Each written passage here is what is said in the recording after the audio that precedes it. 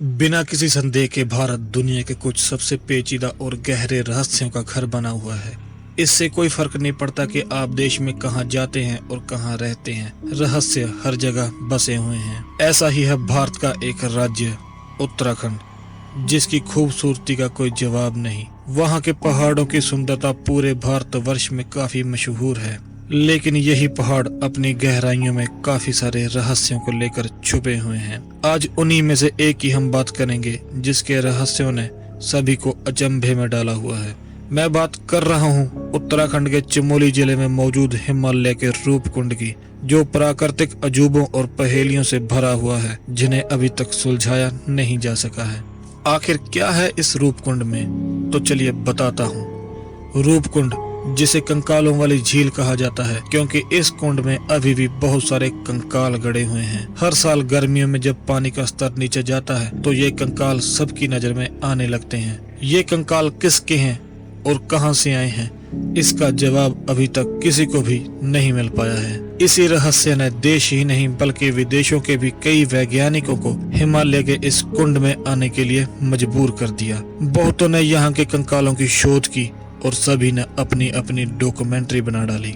रूपकुंड झील के रहस्य की कहानी की शुरुआत होती है 1942 में, जब British forest ranger HK. Madhwal ने सबसे पहले समुद्र तल से 16,000 फीट की ऊंचाई पर एक झील में तैरते हुए कंकाल की खोज की थी। खोजकर्ताओं के मुताबिक इस घटना को शुरू में सेकंड वर्ल्ड वॉर के दौरान एक जापानी आक्रमण बल का हिस्सा माना जाता था, लेकिन शोध में पता चला कि ये हड्डियां सेकंड वर्ल्ड वॉर से भी पुरानी हैं। 1956 में centre for cellular and molecular biology Hyderabad ने अपने सर्वेक्षण में पाया कि कंकाल के दो सेट थे, एक विशाल ईरानी प्रकार और दूसरा छोटा स्थानीय, जिससे ये पता चलता है कि ये कंकाल सिर्फ भारतीयों के ही नहीं बल्कि विदेशियों के भी थे। एक और उल्लेखनीय रिसर्च 2004 में की गई थी, जिससे ये पता चला था कि सभी कंकालों के सिर पर समान घाव हैं। ऐसा प्रतीत होता है कि यह किसी क्रिकेट की गेंद के आकार की गोल वस्तु के कारण हुआ है। नतीजन वैज्ञानिकों ने यह सट्टा निकाला कि वे सभी एक हिंसक ओलावृष्टि में मारे गए थे, जिसे वर्षा में होती गड़ेमारी भी कहा जाता है। कई लिखतों के मुताबिक ईरानी समूह ने स्थानीय लोगों की मदद से रूपकुंड को पार करने की कोशिश की होगी और वहां पर कुदरती आफत ने उन्हें मार गिराया होगा। हालांकि वो किसी ठोस निर्णय पर नहीं पहुंच सके थे। वो वास्तव में कौन थे और उनकी उत्पत्ति क्या थी, और सबसे महत्वपूर्ण बात, वो समुद्र तल से 16,000 फीट की ऊंचाई पर आखिर कर क्या रहे थे। यह स्पष्ट था कि यहाँ पर उनके साथ कुछ भयानक हुआ था, जो अभी भी एक रहस्य बना हुआ है। हड्डियों के रहस्य को विज्ञान भी नहीं सुलझा पाया।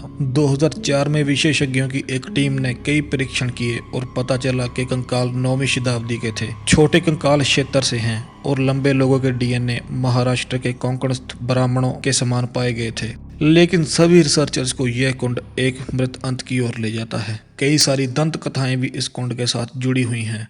पौराणिक कथाओं के अनुसार भगवान शिव की पत्नी नंदा देवी ने अपना गांव छोड़ दिया और नंदा देवी पर्वत में रहने लगी और उन्हें पर्वत की देवी कहा जाने लगा। भक्ति के रूप में लोगों ने भी नंदा देवी की यात्रा शुरू की, जो उत्तराखंड के कर्णप्रयाग से 25 किलोमीटर दूर नोटे गांव में शुरू होती है और लगभग 3 सप्ताह तक चलती है। ऐसा कहा जाता है कि एक बार राजा ने अपनी पत्नी के साथ नंदा देवी की यात्रा शुरू की। तीर्थ यात्रा राजा के शाही परिवार, नौकरों, नृत्य मंडली और उनके देश के अधिकांश लोगों के साथ शुरू हुई। तीर्थ यात्रा के दौरान राजा का मनोरंजन नंदा देवी को प्रभावित नहीं कर सका और उनके द्वारा की गई किसी गलती की वजह से देवी ने उनके ऊपर अपना कहर बरसा दिया और उन सबको मृत्यु दंड दे दिया।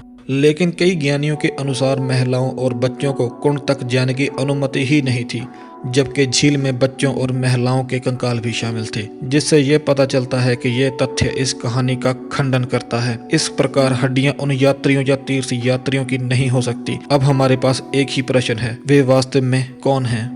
इन किंवदंतियों में से कोई भी रूपकुंड की पहेली का एक प्रशंसनीय समाधान हो सकता है, लेकिन इसका कोई पुख्ता सबूत नहीं है। देखा जाए तो वैज्ञानिकों ने कई आभूषणों, चमड़े के कपड़ों, महिलाओं के कंकालों की खोज की है और यही शोध हिमालय में इस कंकाल कुंड के सभी मिथकों और कहानियों को खारिज करती है। कई ऐसे आए जिन्होंने रूपकुंड झील की कई डॉक्यूमेंट्रीज बनाई, लेकिन रूपकुंड झील के तथ्यों के पीछे के रहस्यों को कोई भी सही नहीं ठहरा सकती। कारण जो भी हो, यह रहस्यमय हड्डियों के पीछे की कहानी की साजिश रेखाएं हैं जो हर साल सैलानियों का ध्यान अपनी तरफ आकर्षित करती हैं। बाकी यह रहस्य है जो सुलझना अभी बाकी है।